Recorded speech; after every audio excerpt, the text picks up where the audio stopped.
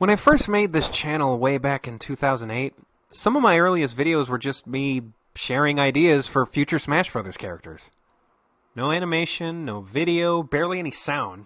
Just cruddy pictures jumbled together on Windows Movie Maker and a long written out moveset in the description that nobody even read. Jeez, that was over 10 years ago. And a lot has changed since then. But today, I'm revisiting that idea. But what character should I even do? I got Ridley, I got King K. Rool, and of course, I got my beloved Bear and Bird. While some of the characters I thought up in those old videos still haven't made the cut, the fighter I'm about to show you is one of the most requested fighters. At the same time, nobody has thought of a moveset like this before. Who is this character, you might ask? Well, it's none other than our favorite forest-dwelling mischief maker, the Skull Kid from Majora's Mask.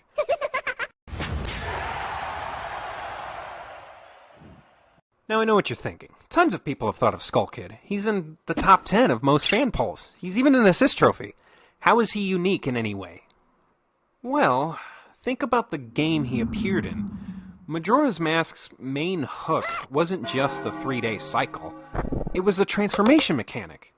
See where I'm going with this? Skull Kid should get his hands on the 3 transformation masks from Link. Maybe he steals them in the reveal trailer. Not only will this add another much-needed Zelda rep, but it's also a representation of all the different races in the Zelda world. Again, you might say to yourself, I've heard all of this before. 3 forms, down B to change mask, Final Smash is Fierce Deity, or Majora's Mask, yada yada yada. Sure, giving the mask to Skull Kid is different, but I'm not seeing anything new or unique. Well, let's take a look at his moveset. Let's start with the Goron, because he's got the most basic attacks. Goron Kid is a super heavyweight slugger who's about as heavy as King K. Rool. Yeah, he's super heavy. His jab is his 1-2 fiery punch, not unlike Bowser's. Good damage, and it sends foes upward for a juggle. His up and side tilts are his back bash. These attacks make his rocky backside invincible, so they're pretty good for spacing. He also uses this rock armor for his crouch. Remain crouching, and you take half damage and knockback. His down tilt, he does a little Goron roll. Think of a short-range Donkey Kong dash attack. The real Goron roll is neutral B.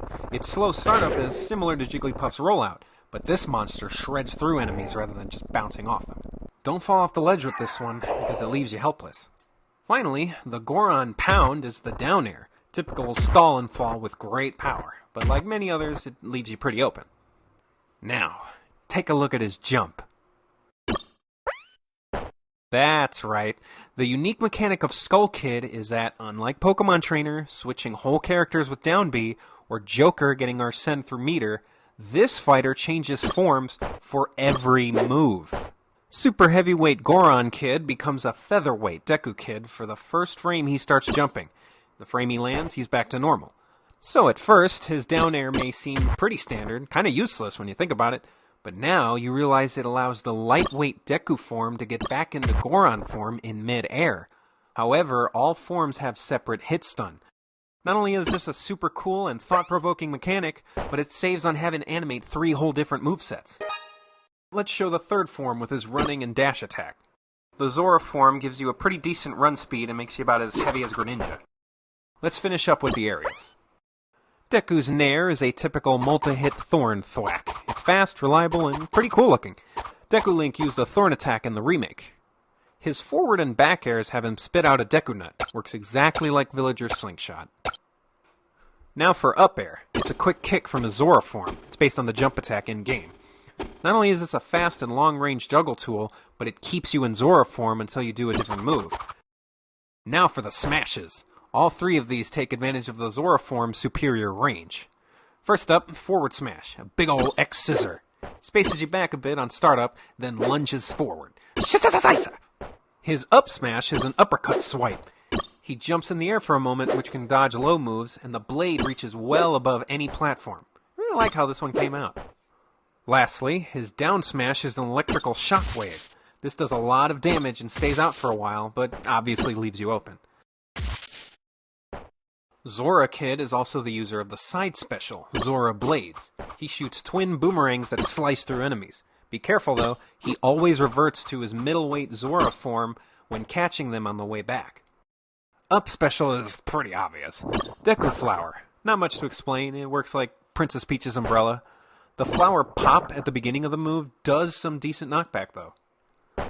His down special uses the Goron powder keg item. This dangerous explosive works a lot like the blast box. I felt this was a good move to represent Skull Kid's erratic nature. I almost forgot about these, but here are the throws.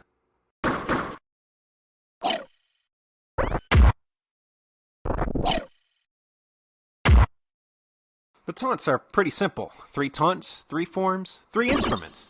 Careful though, taunting in a different form means you get hit in that form. And that's it. Tell me what you think about this fighter in the comments. Does it make you want to play as Skull Kid? Do you want it to just be another Link incarnation doing all this? Maybe slap Majora's Mask on him? Who knows? My point was to make a truly unique fighter. I got more ideas for other fighters too, so hit that subscribe button and like the video if you like more movesets. Peace!